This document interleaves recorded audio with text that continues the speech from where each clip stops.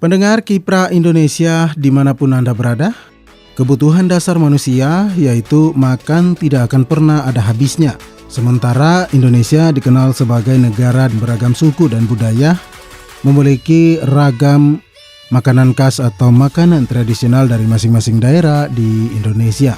Pendengar, beragam makanan tradisional membuka peluang bisnis kuliner.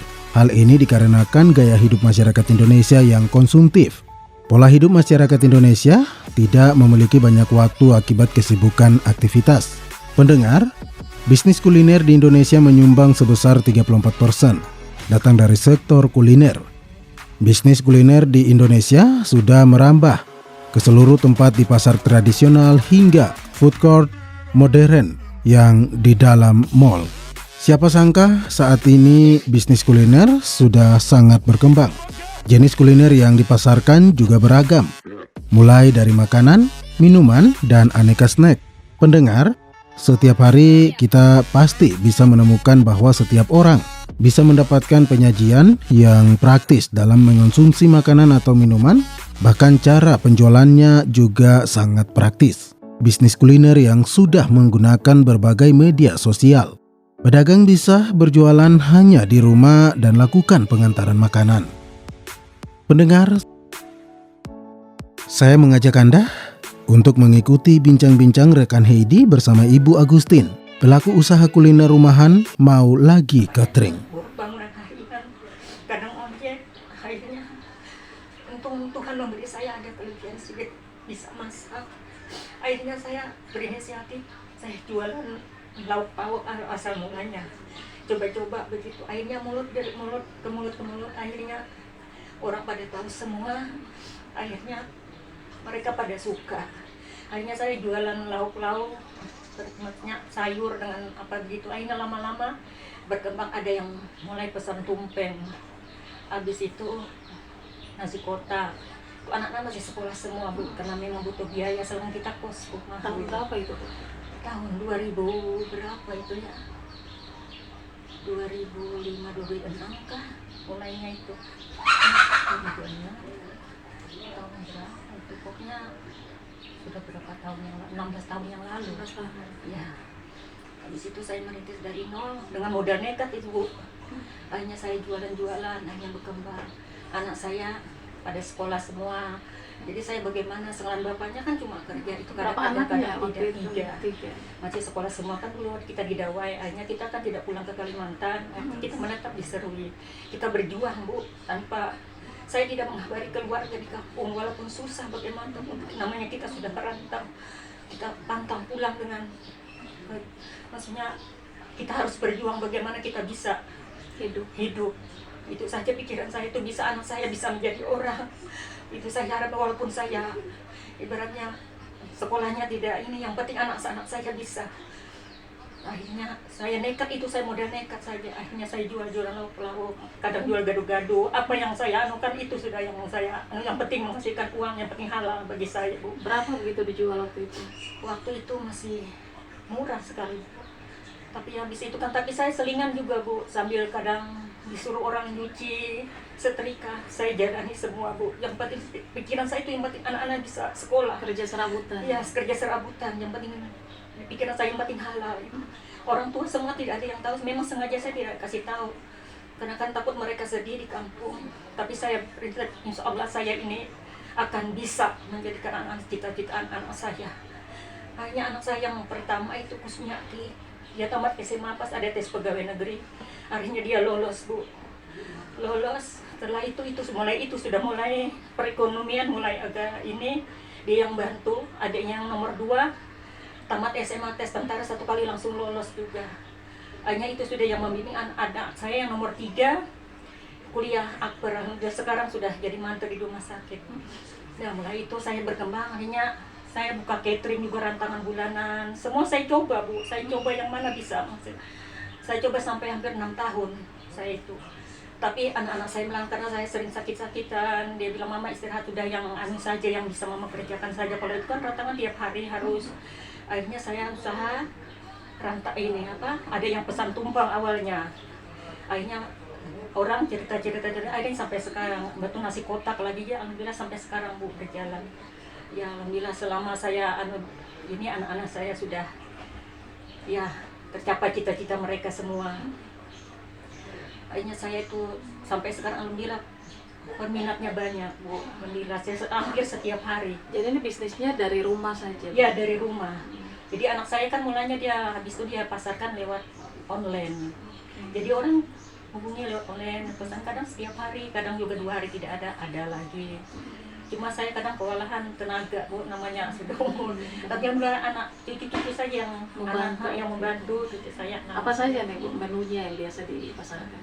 Ya maksudnya lauknya tumpeng, ayam kecap, kering tempe, urap, mie dengan perkedel, kadang udang goreng.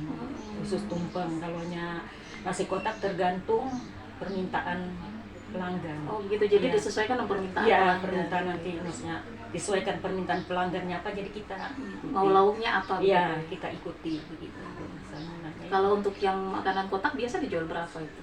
dari 25 sampai 40.000. 40.000. Ya tergantung mereka yang pesan harga berapa begitu. Kalau untuk tumpeng sendiri Bu? Ada ya 500 sampai 1 juta. Sekarang ya kalau dihitung ya Jadi kalau tumpeng bahannya dari nasi begitu ya? iya, kuning, nasi kuning kan, lauk-lauknya ya seperti sambal goreng apa. Nasi kotak juga tergantung permintaan pelanggan, beberapa yang pelanggan ingin itu yang kita ikuti. Oke, jadi tidak punya standar begitu ya? Iya. Jadi disesuaikan dengan selera. Iya. Kalau Desember, nah itu banyak juga pelanggan untuk Natal kan biasanya mereka pesan-pesan rendang apa segala luras gitu. apa. Kalanya seperti Hari Raya Idul Fitri juga itu yang Terima pesanan. terima pesanan juga. Paling banyak itu kalau hari raya. Kalau Hari Raya Natal Natal. itu biasa sampai 50 kiloan daging. Begitu. Ya. Kadang sate kadang sampai 2.000 tusuk gitu. Kalau Natal dengan Lebaran Idul Fitri biasanya. Ya, setiap tahunnya. Kalau yang hari-harinya tumpeng dengan nasi kotak. Nah ini pesanannya sudah sampai kemana saja Bu?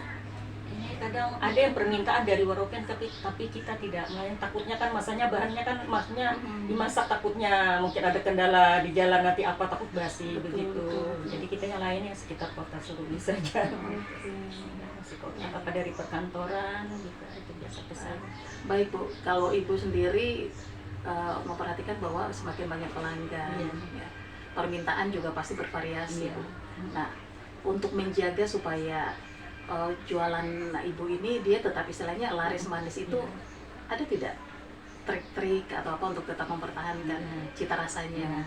Ya, kita utamakan tuh cita rasa dan harga juga agak miring sedikit. Agak miring, maksudnya harga yang biasanya kita agak sedikit Biar terjangkau ya, gitu. biar terjangkau bikin nasi kotak juga kan.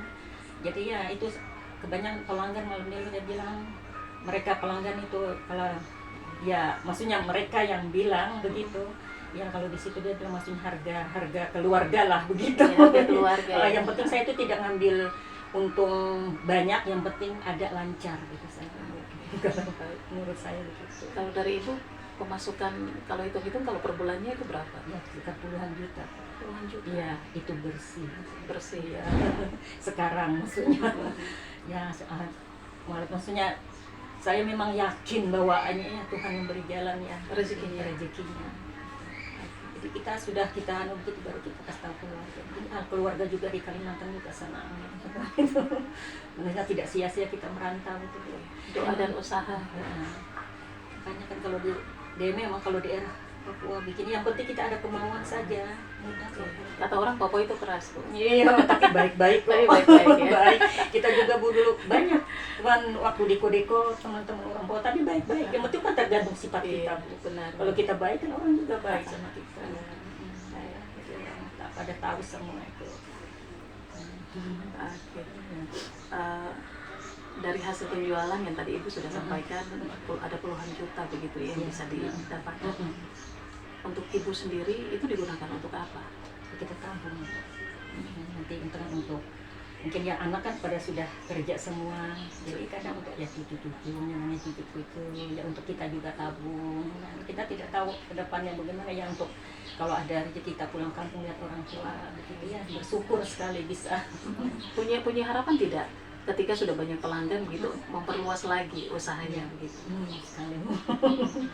Sekali. Seperti kalau tadi di Waropen kan ada permintaan. Ada tidak punya niat biasa untuk buka? keripik, keladi sama tumpeng, tapi kita masanya kan perjalanan berapa tahun, maksudnya takutnya kendalanya dan makannya kan gampang nanti takutnya basi apa kalau kendala di jalan gitu, apa takutnya itu. Kecuali kayak keripik keladi ya biasanya oper ke Waropen selalu itu setiap minggu. Kalau untuk bahan-bahannya sendiri susah tidak didapat?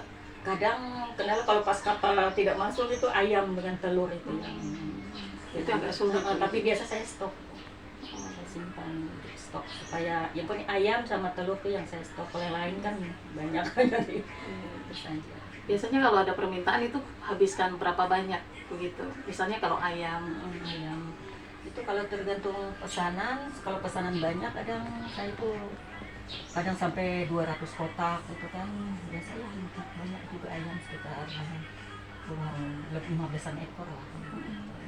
Telur juga ibu kerja sendiri? sendiri masak, sama anak saya bantu motong begitu, saya sendiri yang masak. Pendengar Kipra Indonesia dimanapun Anda berada, usaha kuliner rumahan yang dijalankan Ibu Agustin kurang lebih 16 tahun lamanya. Berawal dari modal usaha 1 juta rupiah, hanya menjual lauk sayuran, gado-gado bahkan catering. Namun berkat ketekunan dan kerja kerasnya dibantu oleh anaknya sehingga usaha kuliner rumahan yang semula hanya penghasilan seadanya kini mengalami peningkatan bahkan memperoleh penghasilan sekitar puluhan juta rupiah. Pendengar, di usia Ibu Agustin yang sudah tidak lagi muda, terkadang lelah dan ingin berhenti dari usaha yang dikerjakan. Namun hidup tidak bisa memberikan pilihan yang mudah. Ada mimpi yang harus diwujudkan Ibu Agustin untuk keluarganya. Pendengar siaran Kipra Indonesia dimanapun Anda berada, menjalani hidup memang tidaklah mudah. Namun bukanlah ditangisi tetapi dijalani dengan bekerja keras seperti halnya yang dilakukan seorang Ibu Agustin. Untuk kebutuhan sekolah dan makan, Ibu Agustin harus kerja serabutan sampai akhirnya merintis usaha tetap, yaitu usaha kuliner mau lagi catering. Usaha kuliner mau lagi catering, rumahan yang dijalankan menerima pesan dari berbagai kalangan masyarakat di Kota Serui, bahkan dari Kabupaten Waropen. Melihat permintaan konsumen yang terus berdatangan, Ibu Agustin harus lebih mempertahankan cita rasa dari kuliner yang dijual karena cita rasa yang lebih baik memberikan kepuasan bagi pelanggannya, mengingat persaingan usaha kuliner cukup ketat. Selain itu, harga yang diberikan sangat terjangkau bagi konsumen. Pendengar Kipra Indonesia dimanapun Anda berada, usaha kuliner mau lagi catering menjadi sumber pendapatan keluarga Ibu Agustin. Penjualan makanan yang habis terjual digunakan untuk berbelanja kebutuhan usaha dan kebutuhan keluarganya. Besar harapan usaha kulinernya terus berjalan untuk pengembangan usaha ke depannya. Pendengar siaran Kipra Indonesia dimanapun Anda berada, semoga usaha kuliner mau lagi catering Ibu Agustin berjalan dengan baik dan semakin banyak pelanggannya, sehingga dapat menjawab harapan Ibu Agustin dan keluarganya. Semoga saja kegigihan Ibu Agustin menginspirasi Anda pelaku UMKM dan IKM yang bergerak dalam bisnis kuliner untuk bangkit dan tetap semangat jalankan usaha Anda untuk ekonomi keluarga yang lebih baik. Akhirnya saya Simon Kayai, sampai jumpa.